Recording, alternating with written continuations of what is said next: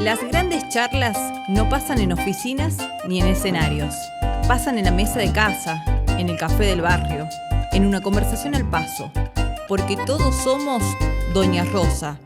Bienvenidos. Bienvenidos al podcast Doña Rosa. Vamos a charlar, vamos a dialogar, vamos a interrogar, preguntar y a partir de eso obtener ciertos conocimientos tanto de la vida pública, de la vida social y también parte de la vida íntima del doctor Guillermo Ferreira, nuestro invitado de hoy, intendente en mandato cumplido de Fray Mamerto Esquiú, actual legislador, actual senador por ese mismo departamento. Así que ya mismo, sin más preámbulos, lo vamos a saludar y nos vamos a meter a fondo en una charla íntima con el doctor Guillermo Ferreira. Guillo, ¿cómo estás? ¿Cómo estás, Pablo? ¿Todo bien? Muy bien, muy feliz de poder compartir este nuevo formato. Te deseo el mayor de los éxitos. Muchas gracias. Feliz de ser parte del primer programa de Doña Rosa y bueno, vamos a darlo todo y a compartir una muy linda entrevista. Sé porque nos conocemos de hace mucho y recordábamos ciertos capítulos incluso de nuestras primeras entrevistas y demás. Sé que no les quedas a nada, así que bueno, la idea va a ser ir preguntando, por supuesto, lo que quieras comunicar, lo que resulte interesante de pronto para quienes exploren este podcast Doña Rosa. Y sé que te queda cómodo hablar tanto de política, que es inevitable por lógica, como también de tu vida social, tu impacto tal vez como personaje, incluso dentro de la política. Vamos a la política en sí. ¿Cómo nació esta posibilidad de participar y de meterse de lleno en política y finalmente lograr los objetivos que venís logrando? Bueno, la política estuvo en mi casa desde muy chico. Mi papá fue parte activa en una época en Catamarca de la política y todo lo que fuimos viendo, tanto lo lindo, lo bueno, lo positivo, como lo no tan positivo, fue marcando una personalidad. El hecho de tener una conciencia netamente social, valores cristianos inculcados en la familia, como por ejemplo el amor al prójimo, es que siempre en la vida de cada uno que llevábamos en nuestra casa y en las actividades sociales siempre estaba el trabajar en equipo, en colaborar con el otro. Y con el tiempo, en la formación de uno, fue viendo ese horizonte, ese camino de querer ser parte, de querer participar, y nos fuimos proponiendo metas. Al principio era desde la militancia pura, desde la pintada en las calles, desde la entrega de volantes, desde la entrega de propuestas, desde la formación con los demás compañeros, de formarnos, de mucha lectura, de hacer grupos de lecturas con días fijos en la semana para después juntarnos y debatir y poder comprender entre lo que realmente leíamos y lo que queríamos, y esos libros que leíamos y nos interpretaba y nos interpelaba y cuál línea de pensamiento uno quería seguir. Y bueno, siempre ha sido el peronismo, la doctrina del peronismo, la doctrina de todos los pensadores argentinos, nacionales y populares, lo que nos hizo inclinar. Y más teniendo en cuenta, sobre todo en la vida de mi madre, de mi padre, que estuvo atravesada en el caso de papá, con mucha humildad y de poder lograr lo que el peronismo siempre propuso, era la movilidad social ascendente de una familia de escasos recursos, con la posibilidad de educación pública, poder desarrollarse y brindar lo mejor a sus hijos. Y en ese camino de estar siempre, pero siempre inculcado ese valor de que la perseverancia, el sacrificio y el aprovechamiento de manera total de la educación pública nos iba a dar la oportunidad no solamente de crecer en lo personal, sino también de ser libre, porque entiendo que la educación es la única o la mejor herramienta para que un ser humano sea libre. Entonces, desde ese lugar, inculcado en mi casa, y desde el espíritu de la superación, porque mi papá fue el cuarto de hijo de una familia en donde a los 11 años el padre de mi viejo se separó de mi abuela, abandonó la casa y nunca más tuvo contacto, y desde muy chico se tuvo que hacer cargo o ayudar a su madre desde ese lugar. Con todas esas situaciones adversas, pudo superarse de un barrio muy humilde, de una situación muy humilde de aquel tiempo, y entiendo llegó a brindarnos todo. Primero el amor, primero inculcar los valores para que uno se pueda superar. Y si él lo pudo hacer, pues nosotros no podíamos no hacerlo, teniendo una posibilidad mucho mejor que la que él arrancó, ¿viste? Es siempre evaluar desde qué punto de partida, cuál es la línea de partida de cada uno, ¿no? Y bueno, nosotros tuvimos la oportunidad de poder salir de un punto de partida mucho mejor de él, y es lo que uno también hoy en la posibilidad de ser padre intenta brindarle a nuestros hijos, ¿no? A mis hijas.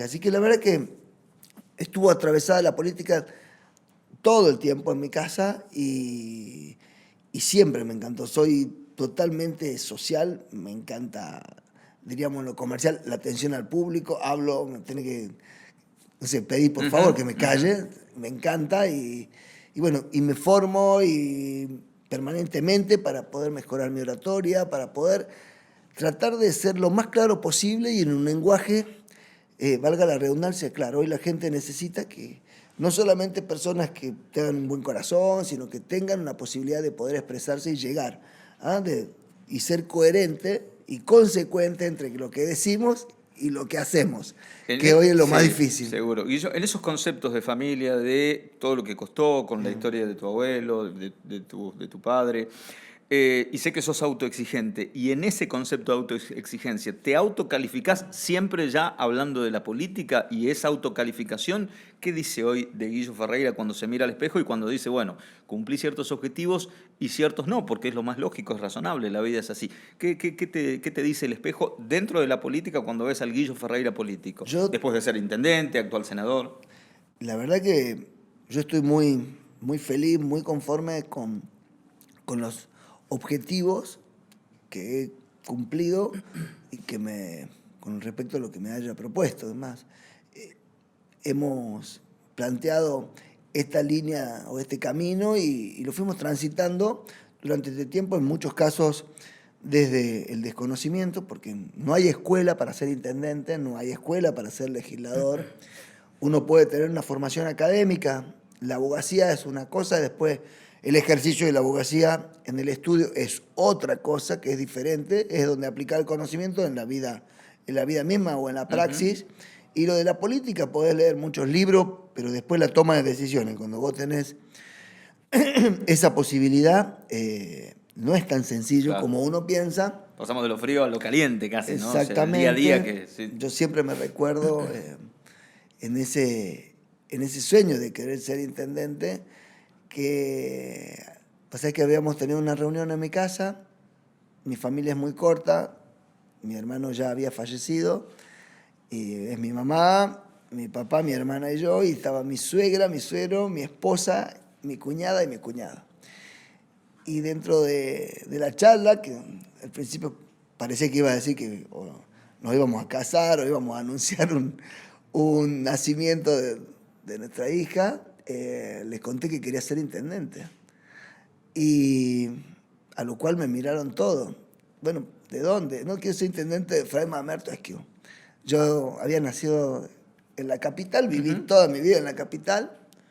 Teníamos en ese entonces la casa en Fray Mamerto Esquiú que se estaba construyendo, pero ya teníamos en aquel momento un quincho, una pileta donde permanecíamos de casi diciembre a marzo. Y entonces me dice, pero no entiendo, si no te conoce nadie acá, ¿cómo vas a ser intendente de una ciudad donde nadie te conoce? Lo básico, digamos. Sí, nosotros íbamos, hacíamos, después había un campo que habíamos alquilado con los amigos que teníamos los caballos, y en ese caso me dice, papá, él siempre fue muy racional, y lo cual tenía razón. Me dice, Guillermo, para ser intendente primero, punto 1, la gente te tiene que conocer. Punto 2, después que te conoce tiene que tener buena imagen tuya.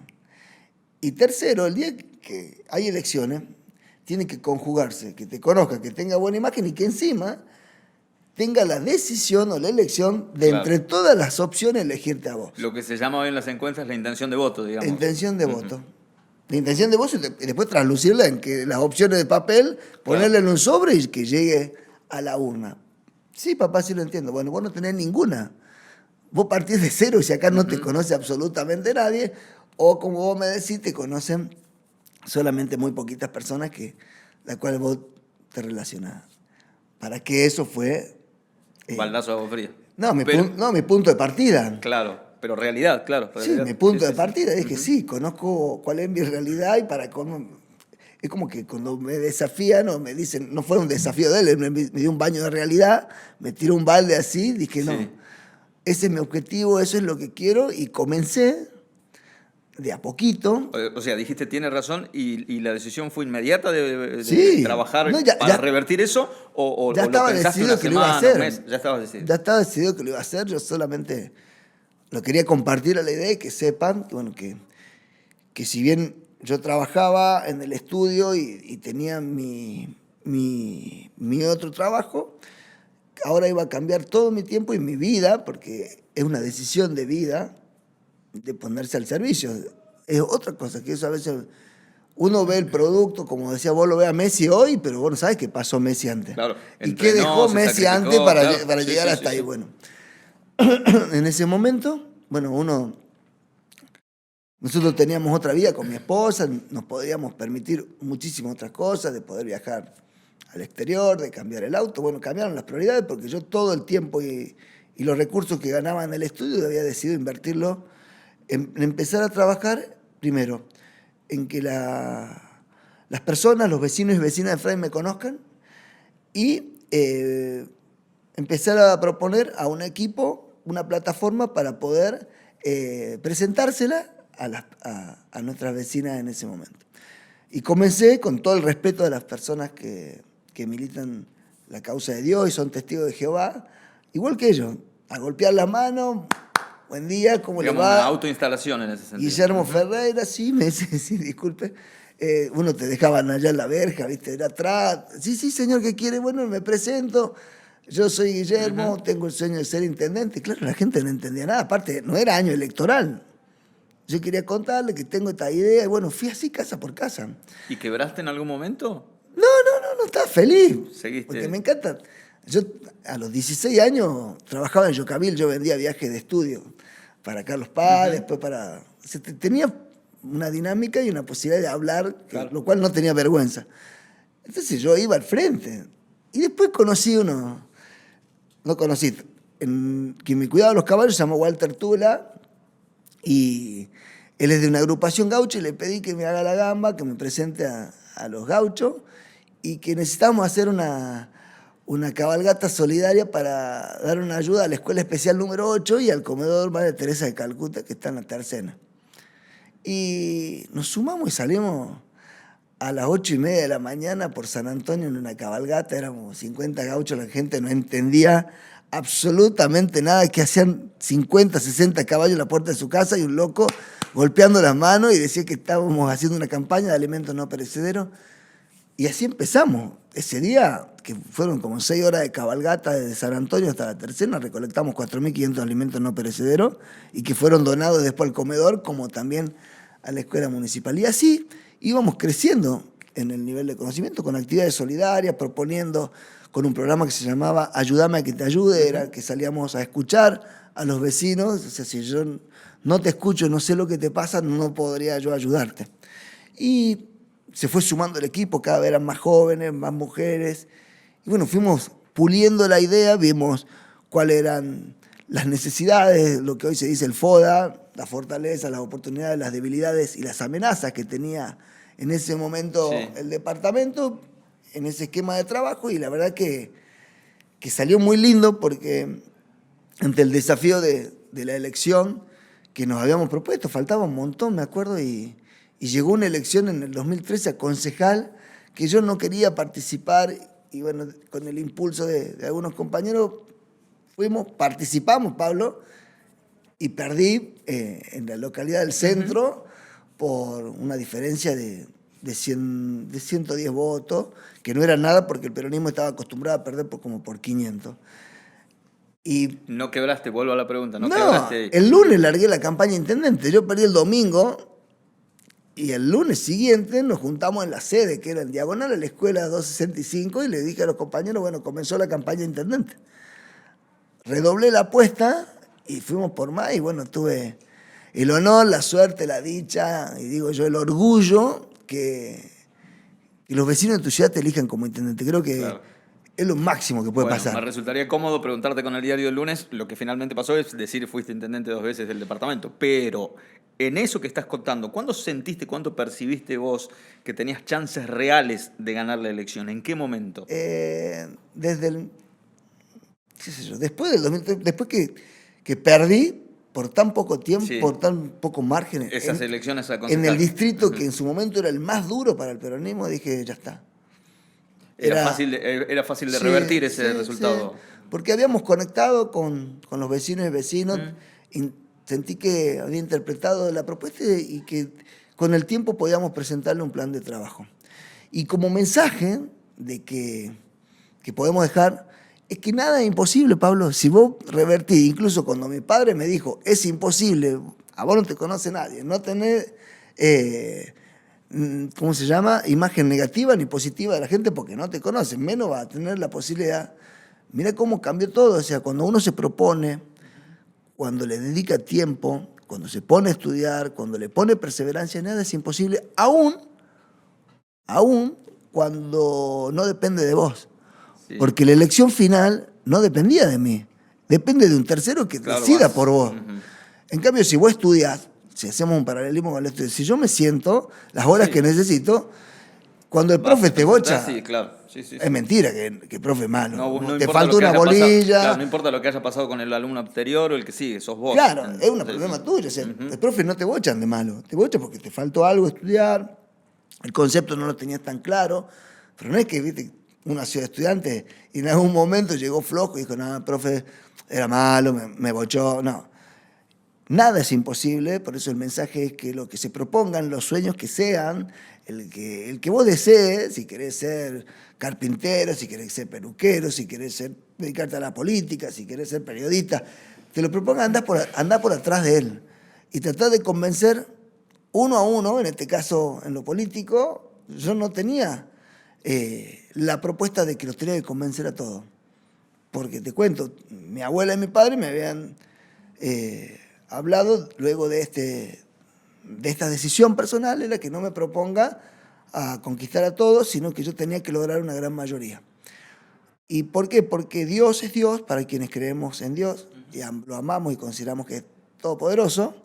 Ni Dios tiene todo. En la humanidad el 50% cree en Dios y el otro 50% no cree en Dios. Entonces, ¿por qué creerían todos en vos si sos un ser humano imperfecto, con muchos errores, así como también aciertos? Entonces no te lo propongas. Proponete todos los días en sumar uno más que sienta que la propuesta tuya es la misma que él necesita. Y de esa forma trabajamos y de esa forma es que pudimos Sí. lograr y conquistar a la mayoría de los vecinos. ¿Te dio la posibilidad la vida de charlar con tu viejo después ya, digo, con el resultado de la elección y decirle, a ver, porque te dio un baño de realidad diciéndote esto, de no te conoce nadie, no tenés chance, hay que trabajarlo, tenés que formalizar este tipo de situaciones para llegar al objetivo? Después te dio la chance de poder charlarlo y decirle, Sí. sin cancherear, pero decirle, papá, mira, No. me lo propuse y lo hice, porque vuelvo al inicio, sos autoexigente. Entonces, ¿qué pasó en ese diálogo? ¿Cómo fue? Hubo una charla y hubo muchos abrazos, pero uno, cuando gané ese día, fue uno de los abrazos más lindos que tuve con mi padre. En la felicitación de no claudicar con los sueños, que era la propuesta que nos hicieron a todos en mi casa, de que siempre hay que luchar por los sueños.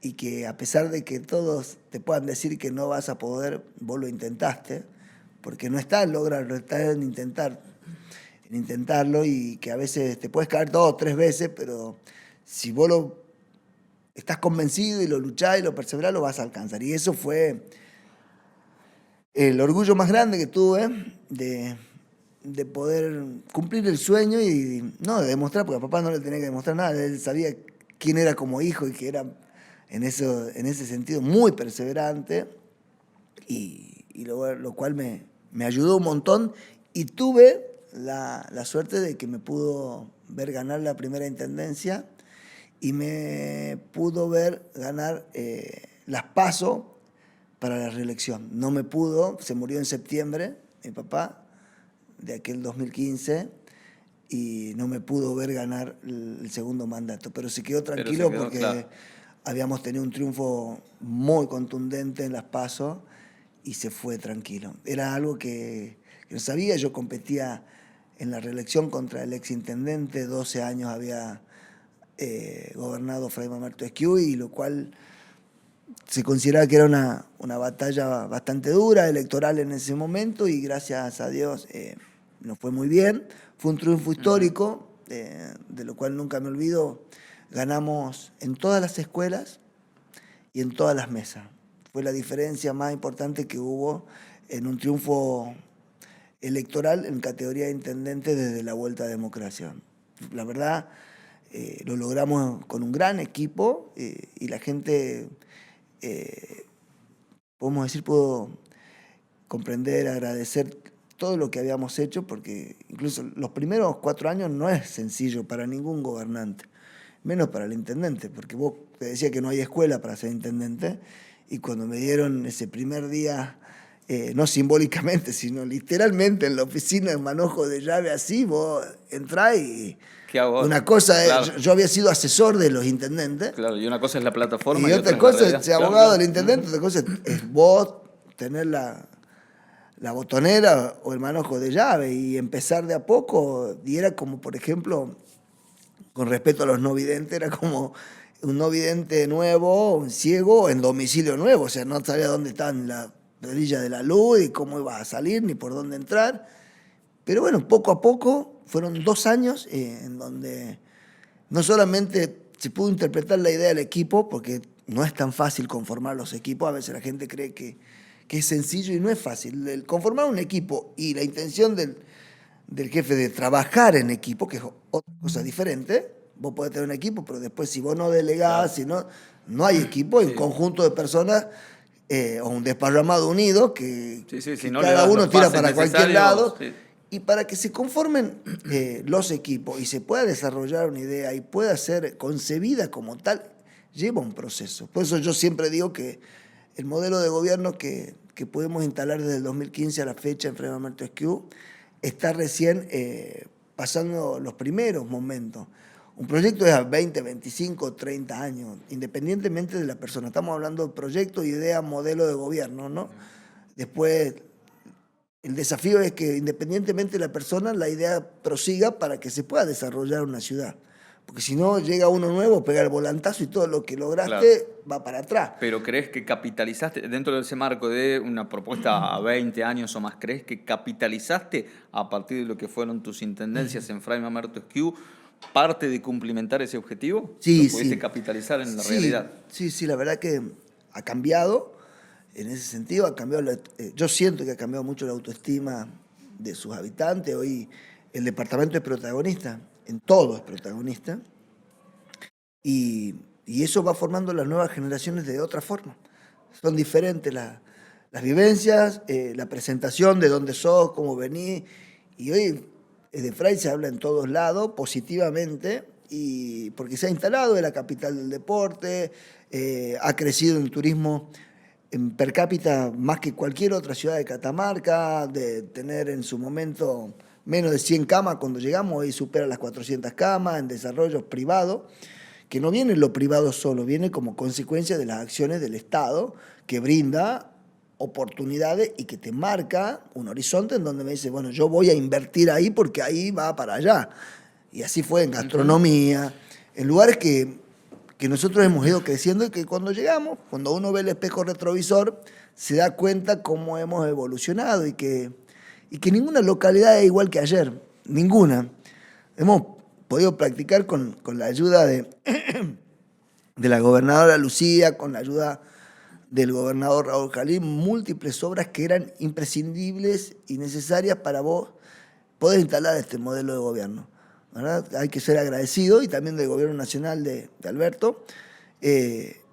Teníamos que ser agradecidos. La persona que no es agradecida es una mala persona. Y nosotros, gracias al esfuerzo conjunto y en equipo, lo hemos logrado. Son casi 500 cuadras de asfalto en 8 años, que si vos descontás los 2 de la pandemia, son 6.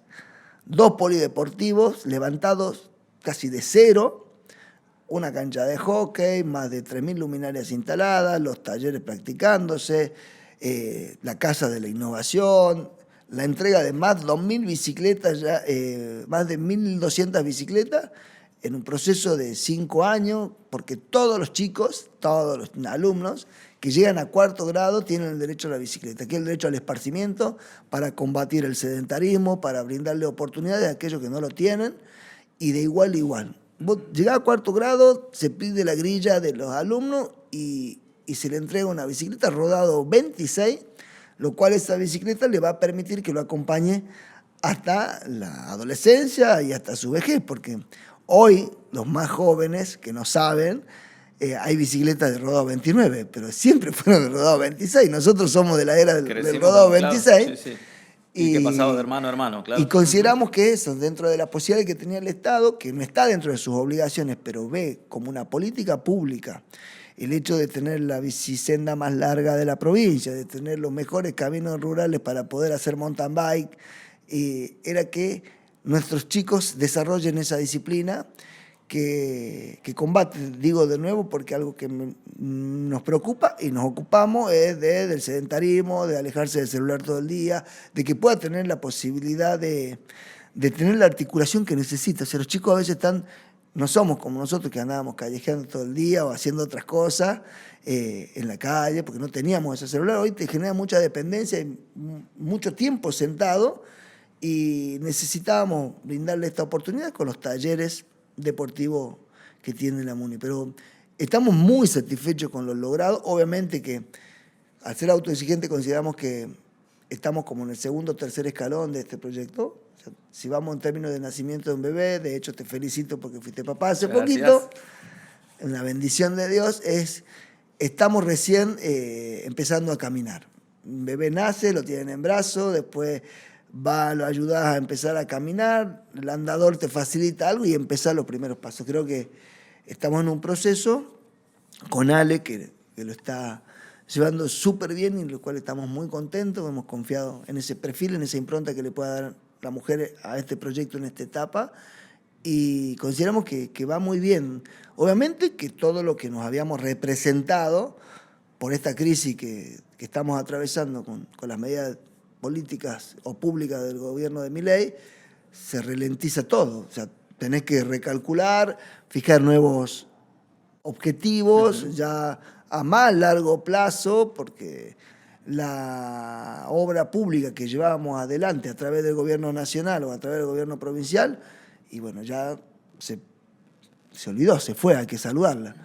Y esperemos que pronto empezamos a hacerlo. Y se está haciendo porque hablamos muy seguido, casi todos los días, porque nos hemos propuesto eso, de ser un equipo distinto. O sea, nunca había pasado en el departamento que el legislador trabaje en equipo con el intendente y con el Consejo Deliberante, porque lo tenemos que decir así. Son las 3 instituciones trabajando juntos, pensando lo mismo. Porque a veces vos podés ganar el mismo, tener el mismo color, pero no todos piensan lo mismo ni practican la misma forma el deporte. En este caso, el equipo de que tenemos en FRAE. Y lo podemos lograr. Y acostumbrado de que el nuevo tira todo por la borda, o lo critica al viejo, o lo termina cagando, si vamos. Bueno, nosotros demostramos que sinceramente, cuando le dijimos a la gente que íbamos a trabajar en equipo, no podemos estafar a la gente, le dijimos la verdad.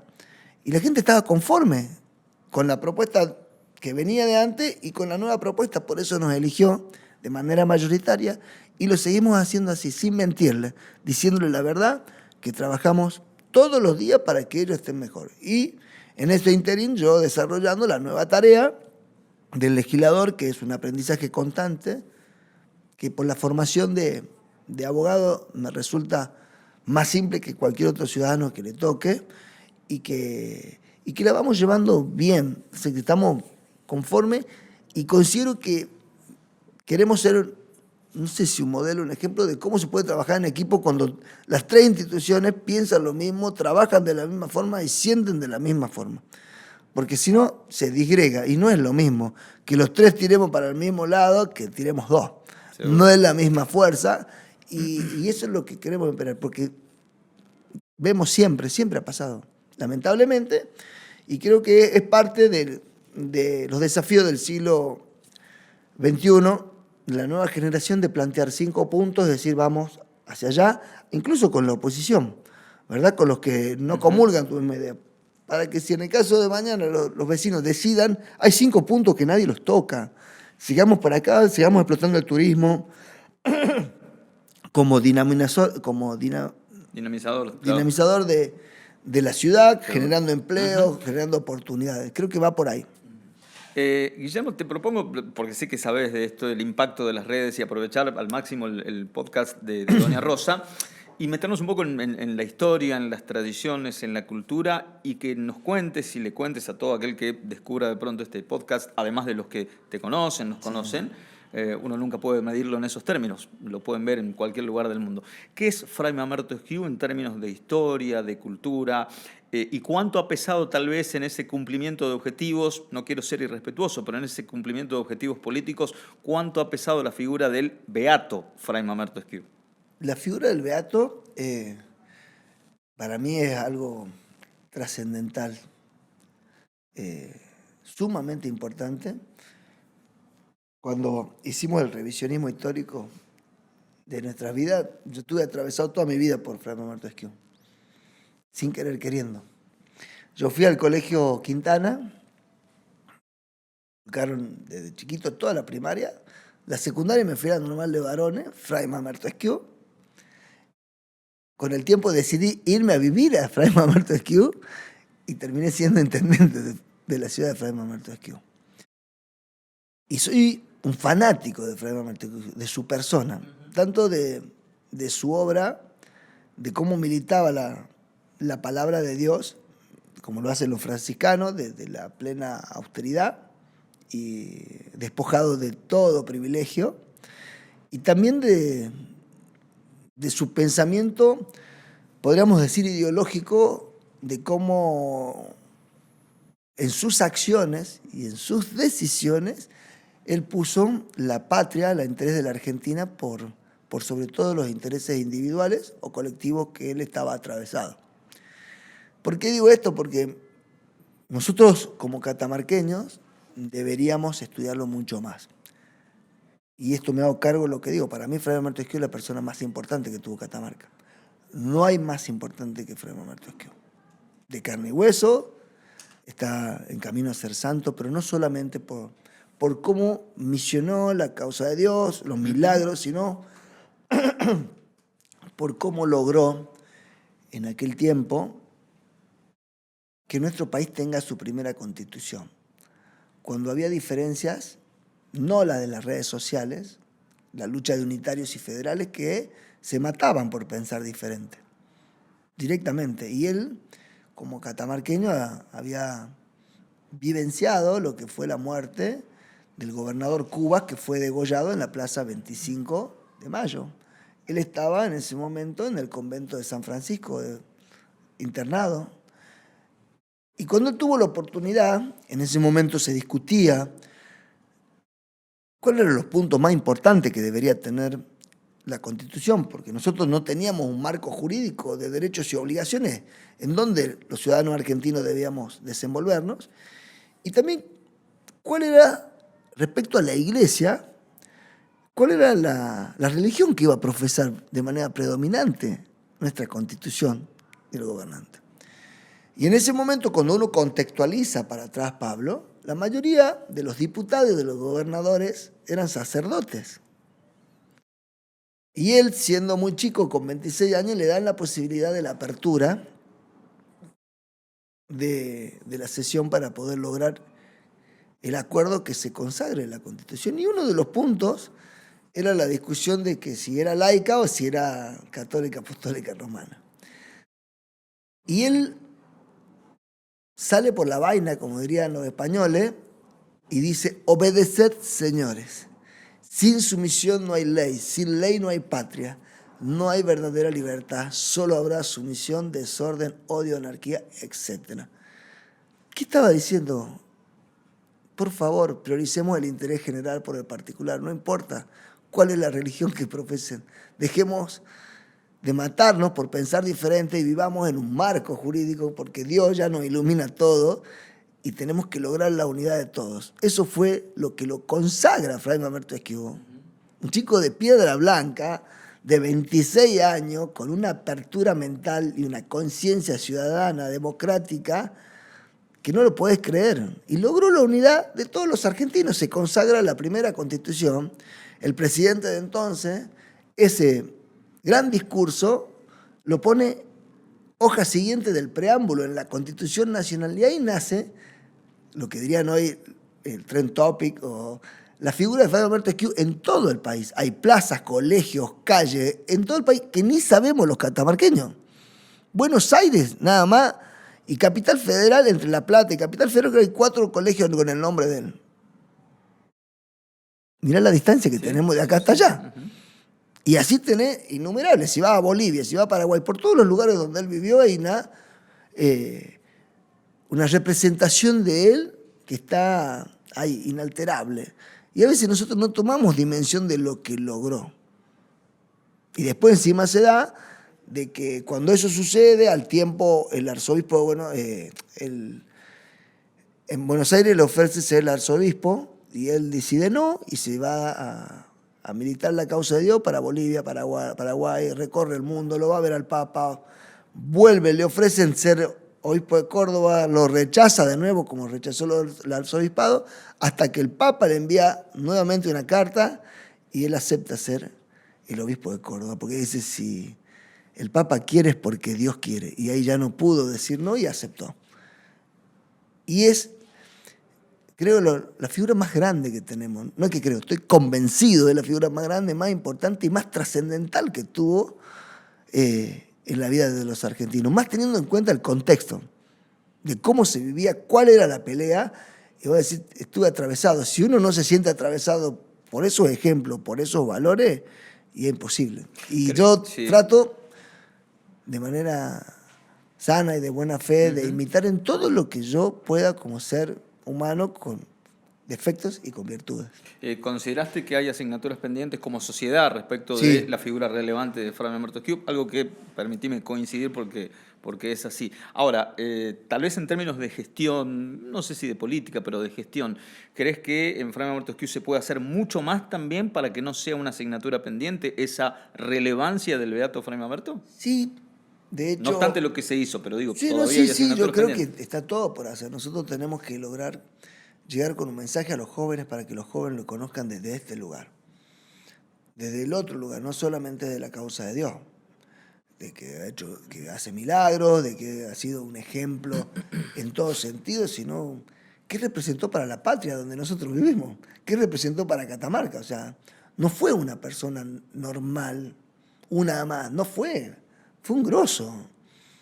Y Fray Mamerto Esquiú dio muchísimas personas muy importantes para Catamarca. Durante toda su historia brindó 12 vicegobernadores, 3 gobernadores, 3 obispos en simultáneo, en donde estaba Fray Mamerto Esquiú, Centeno, que en ese momento los obispados, para que la gente pueda comprender, era por regiones. O sea, hoy hay uno por provincia, e incluso hay provincias que tienen 2. En ese momento era muy difícil ser, y Fray Mamerto Esquiú lo dio. O sea, la materia prima, el recurso humano que tenemos ahí es pero altísimo, está en todo su origen. Bueno, yo creo que eso todo hay que ponerlo en valor de nuevo, pero es un proceso. Hay que de a poco y levantar la autoestima y contarle a cada uno. Yo pude, a través del libro, a quien lo felicito y le agradezco, del profesor Vera, que cuenta Mario. La historia, Mario, que pude estudiar todo eso. Son partes de su libro lo que lo comento y después de otros libros que fui leyendo y conociendo de Fray Mamerto Esquiú. Pero un grosso, un líder. Y hay que, así, de sacarlo de ese contexto de que no hay que nombrarlo y que los chicos lo pueden entender que es un capo. Siempre teníamos un video para los chicos que decía, es un capo, y nunca se la creyó, que es lo mejor. Logró todo lo que logró y nunca se creyó nada más que cualquier otro. Siempre fue el mismo. Veo que tenés agua. Déjame hablar de las emociones. Si bien algo tocamos en el diálogo con respecto a las emociones, cuando recordabas parte de las anécdotas de cómo llegaste precisamente a la política o al objetivo de convertirte en intendente, déjame, no quiero spoilearte la respuesta, pero dejemos tal vez la política en la vida social, en cuando se apagan las luces, el Guillo Ferreira de entre casa o con los amigos probablemente. ¿Qué te emociona? ¿Qué te moviliza? Pero sin cassette, real. O sea, Sí. acá. ¿Qué te moviliza? ¿Qué te hace sentir que te mueve el piso? ¿Qué tipo de cosas? A mí lo que más me gusta es compartir con mi familia y con mis amigos. Es algo que es innegociable. Con mi familia, de mi esposa, mis hijas, mi vieja, mi hermana hoy, para mí es algo extraordinario. No lo negocio, es algo que uno llega a casa y se siente inmensamente feliz y acompañado. Y la relación de amistad con mis amigos. Mis amigos de la vida, aquellos que nos acompañamos desde los 6 años, que son amigos la mayoría del Club Montmartre. De acá, el Club Montmartre estaba antes, para los que no saben, frente a la Plaza de la Alameda. Hoy donde está la farmacia, Exacto. estaba la pileta, estaban las canchas de tenis, estaban las 2 canchas de básquet. Era el único momento, el único club que era atlético, porque tenía más de 3 disciplinas: tenis, básquet, vóley y natación. Y ahí fue parte de la vida. Y lo que más me emociona es poder compartir con los seres queridos que te acompañan y que te aguantan en las buenas y que te aguantan en las malas. Y aprender, lo que siempre digo es de cuando estamos, poder brindarnos tiempos de calidad. Porque mucho trabajamos, mucho tiempo, y a veces uno falta mucho tiempo en la casa.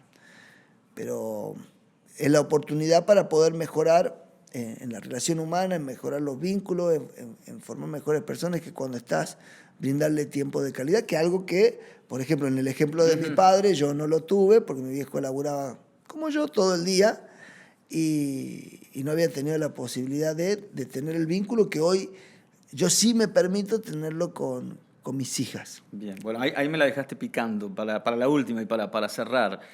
En virtud de eso, y vuelvo a la raíz, que es la política, obviamente, todos te conocemos a partir de eso. ¿Tenés techo político o qué se viene para adelante? ¿Cuáles son tus objetivos si es que ya te lo planteaste? Supongo que sí, porque sos autoexigente y sos de proyectar en términos de años hacia adelante. ¿Qué te planteaste y cuál es tu techo político si es que lo hay? Sí, yo creo que tengo mucho más para dar.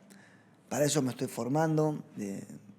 Creo que cada etapa es un aprendizaje, que conocimiento se basa en la experiencia, y uno, para poder ofrecerle algo a los ciudadanos catamarqueños y a los ciudadanos principalmente también de Fray Alberto Esquiú, es que necesita formación.